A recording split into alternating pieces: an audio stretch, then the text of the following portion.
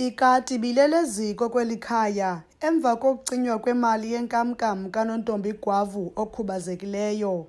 Emva kokupapashwa kwemeko yosapho lakwaGwavu kumakhasi ezonxibelelwano ngoonondaba beMpuma Kapa TV, imeko yelikhaya itshintshile ngoku kuba uceba wale lali ikwelekha eMonti waye wamsa kwasasa uGwavu wabhalisela isibonelelo sokukhubazeka kwaneso somntu omgcinayo.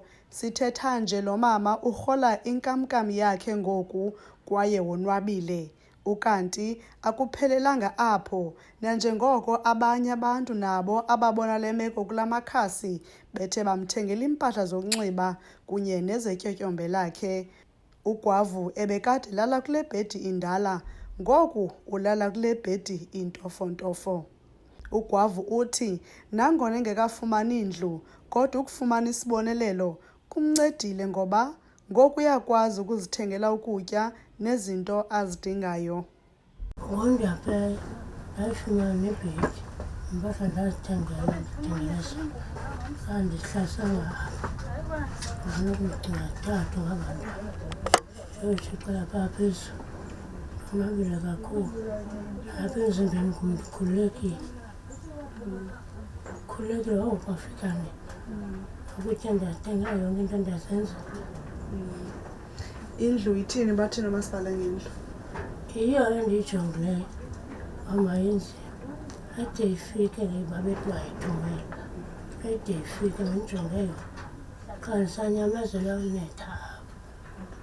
Uceba kule lali uthi likhona ithemba lokuba siza kuphucuka ngakumbi isimo solusapho.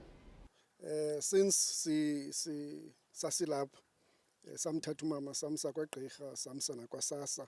As a result ngoku uyayifumana i-disability grant, nentombi yakhe iyayifumana i-care dependency grant.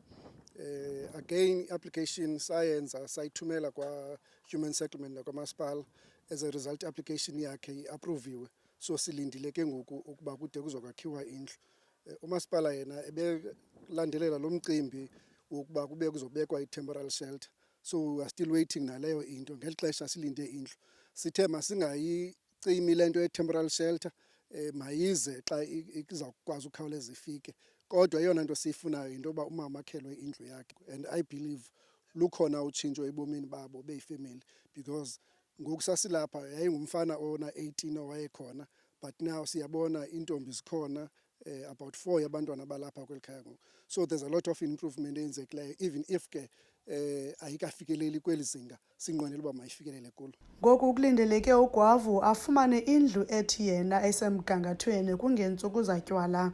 Kwiindaba ze-MPK TV, nguLumka Bekindawo, ekwelekha eMonti.